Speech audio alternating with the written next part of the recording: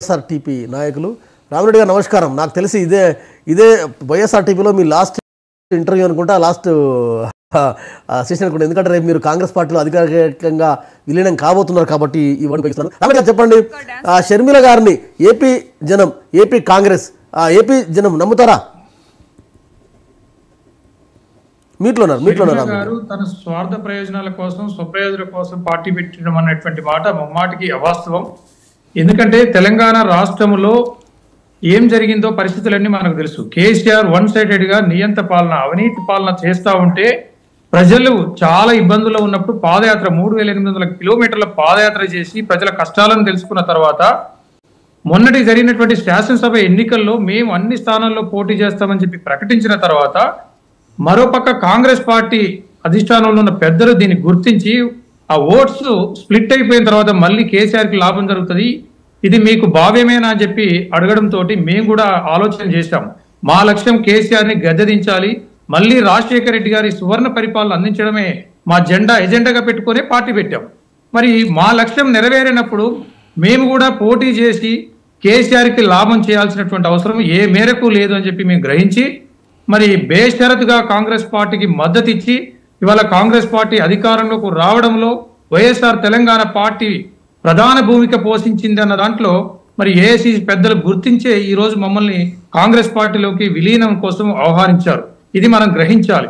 మేము జాతీయ పార్టీలోకి వెళ్తున్నాం, ఒక రీజనల్ పార్టీగా పెట్టుకొని జాతీయ పార్టీలోకి వెళ్తున్నామనంటే మేము అప్గ్రేడ్ అవుతా ఉన్నాం.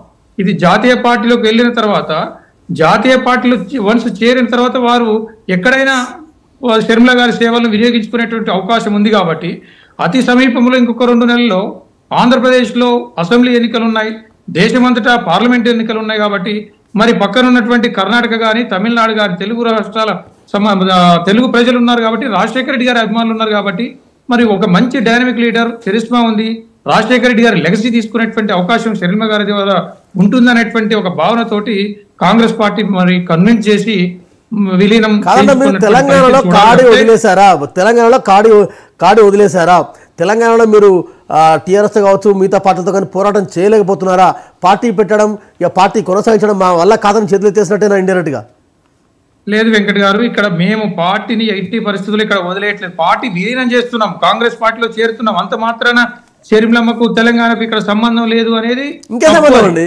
మీరు ఏపీ పాలిటిక్స్ పోయిన తర్వాత వాళ్ళు రిసీవ్ చేసుకుంటారా? పోనీ ఏపీ పాలిటిక్స్ కే కాదండి, ఇక్కడ మనం గమనించాల్సింది ఏంటంటే పిసిసి ప్రెసిడెంట్ వాళ్ళు ఇస్తామంటున్నారు, షర్మిలమ్మ నేను తీసుకుంటా అని చెప్పి ఇప్పటి వరకు కూడా కన్ఫర్మేషన్ ఇవ్వలేదు. ఒక స్టార్ క్యాంపెయినర్ కి మాత్రం ప్రిఫరెన్స్ ఇస్తున్నాం, మరి రాజ్యసభ ఇస్తామన్నారు. అదేవిధంగా ఏఐసిసిలో ఇంకా ఇంపార్టెంట్ పోస్ట్ జనరల్ సెక్రటరీ కూడా ఇస్తామన్నారు.